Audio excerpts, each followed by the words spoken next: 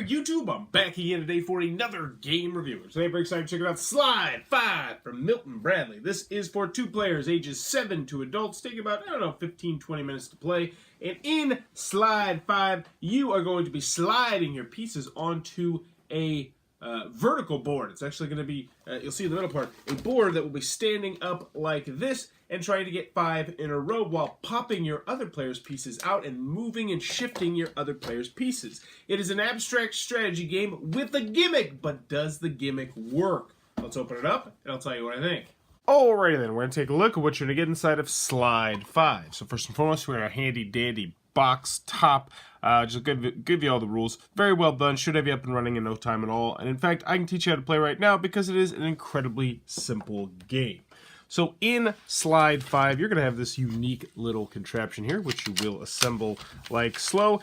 And your goal is to get 5 of your pieces in a row on this board here. Now, the interesting part of this game is that once you put a piece in, it will lock into place like so. And then when someone else goes there, it will push that said piece.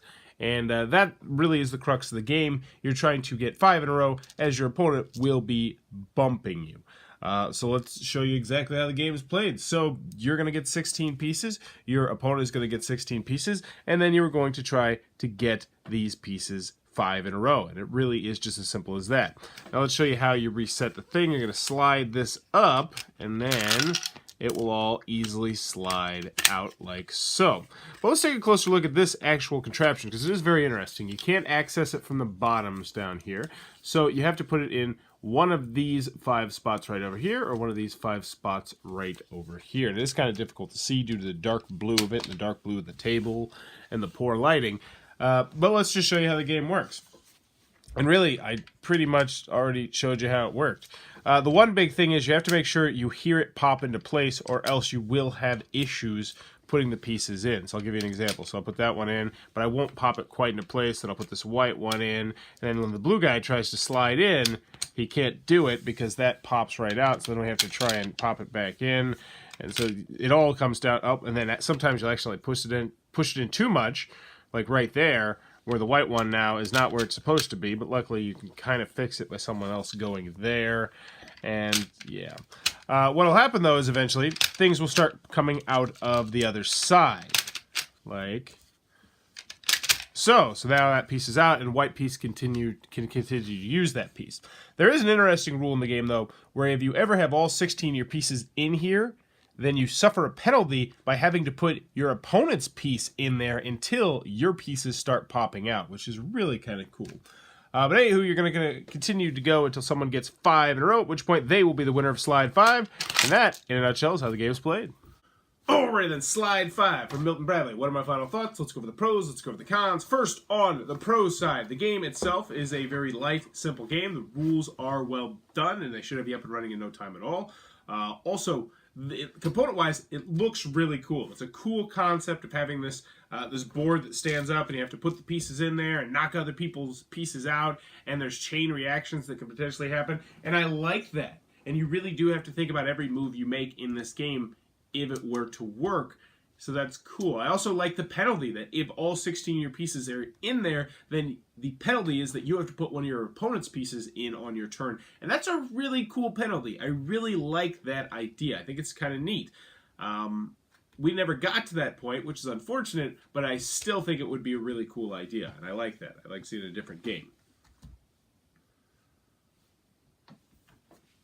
That's what I got on the pro side. Because moving on to the con side, there's one huge, glaring, flashing red light of a con with this game. And that is that it just didn't work. I tried it 4 or 5 times. And each time this game did not work for one reason or another. And it all boils down to the board, the gimmick. And you have to put the pieces in perfectly. You have to make sure you hear them click. If they do not click, then the next piece will not go in quite right if you're coming at a different angle, and then it'll get jammed, and then you'll push it just ever so slightly, and then something will go to a spot where it's not supposed to go. And that's when you realize, oh, well, how do we get that piece, how do we put the piece back where it's supposed to go, because the bottoms are locked up. Now, what we eventually figured out after the second game was that what you actually have to do is you have to very, very, very carefully remove this piece, fix what you want to fix inside of here, put it in perfectly, and then put the top back on, like so, and then slide the thing back down. That's way more effort than I want to put into this game, though. And that should not be. And really, this game is a perfectly serviceable, light, abstract, two-player Connect 5 game with a somewhat interesting gimmick.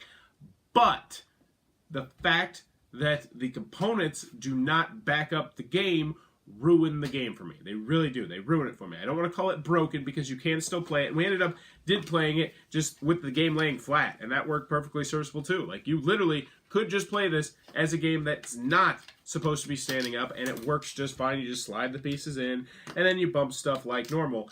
And that's what we ended up doing, but that's not nearly as fun because we wanted to play with the gimmick because the gimmick looked cool, and unfortunately, the gimmick does not work, which is why this game is not in print anymore, and which is why you probably never heard of Slide 5.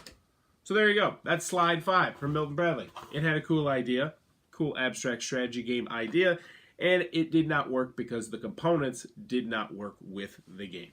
If you enjoyed this review, please sure to click on that subscribe button down below in the comments below. Let me know, what's a cool rule that you like in a game? Like one of those games where there's a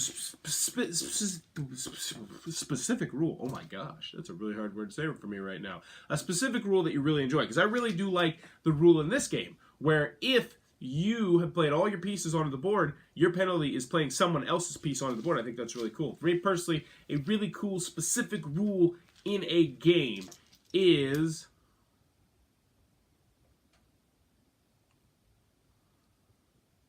I like any game where you can make deals and negotiate deals, and you can take like a whole minute or two to make the deals, and then you can just turn around and break those deals. I really like being able to do that. But let me know in the comments below, what's a cool rule you like in a game? And as always, thanks for your time, YouTube.